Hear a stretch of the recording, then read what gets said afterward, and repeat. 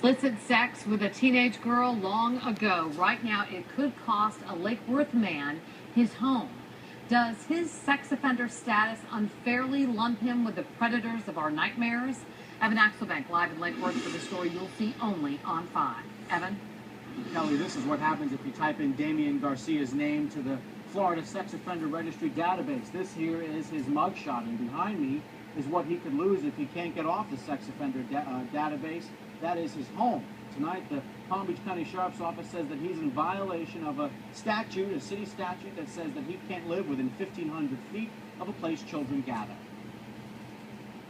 Damian Garcia was 18 when he admitted to sexual battery of a girl who was 15.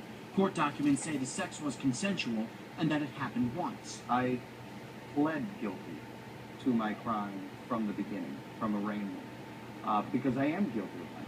13 years later, he has a wife, a toddler, a house, and now a letter from PBSO saying that he needs to move out or be arrested. The law makes it out to be, like I'm just waiting behind a bus stop or waiting behind a tree just ready to pounce on somebody's child. And that's not the case. His fight has turned to getting off the registry, which he could be on until 2027.